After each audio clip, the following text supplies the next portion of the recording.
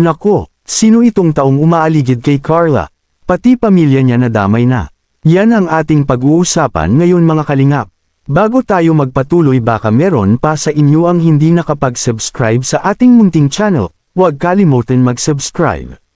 Huwag din natin kalimutan suportahan ang ama ng Kalingap Kuya Val Santos Matubang, Ate Edna Vlogs, and Kalingap Rob. Huwag din natin kalimutan ang aking mga kasamahang Kalingap Reactors lalong-lalo na ang Karepa. At paunawa tapusin muna ang ating video para malaman ang nilalaman nito. Isang nakakalungkot na balita ito mga Kalingap, dahil meron umanong tao ang umaaligid sa bahay nila Carla. Ayon sa kwento ni Nanay Cynthia habang nagpapakain ng manok ang kanyang asawa, may nakita umano siyang tao sa kalayuan ng kanilang bahay, na tila ba may minamanmanan ito. At sa pagpatuloy ng kanyang kwento may napansin daw siyang ginamit na sigarilyo sa likuran ng kanilang bahay, ang ipinagtataka niya wala naman daw umanong gumagamit ng sigarilyo sa kanila.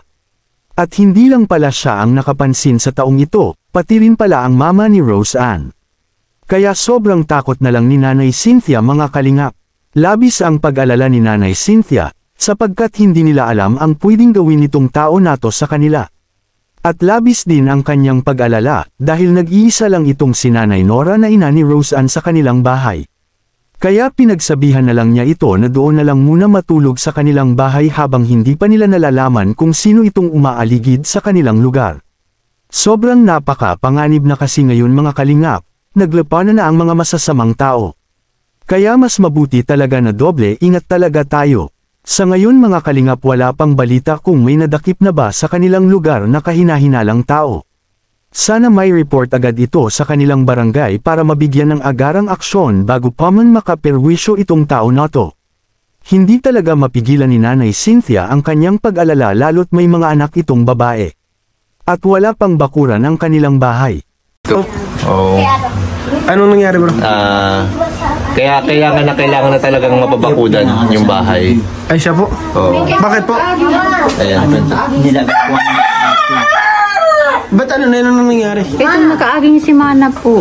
Agong ko po, amay siya nagbahog ng manok. Tapos, banggi pa lang po kayo ito. Pero may nagang lakaw dyan sa may libod dyan. Tapos pagkaaga po, nahiling kaagong ko may sinigarilyuhan dyan sa may tungod kang korto ni Carla. Korto ni Carla. Di mo yan po. Sabi ko sa agong ko tamay po kami ibang maisipan.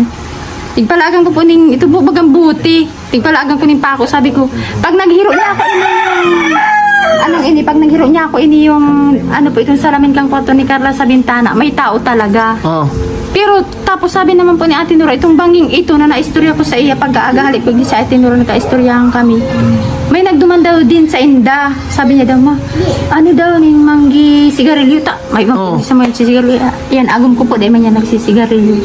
Tapos, yun na po nga na ito, ang sabi niya, pati daw itong panty ni Rose anak ko, aduman sa may libod na ninda. Ni Ate Nora. Kaya sabi ko, Ate Nora, may tao talagang naglalandi dito sa tuya. Kaya sabi ko po nga, kay Ate Nora, tahagas din ako.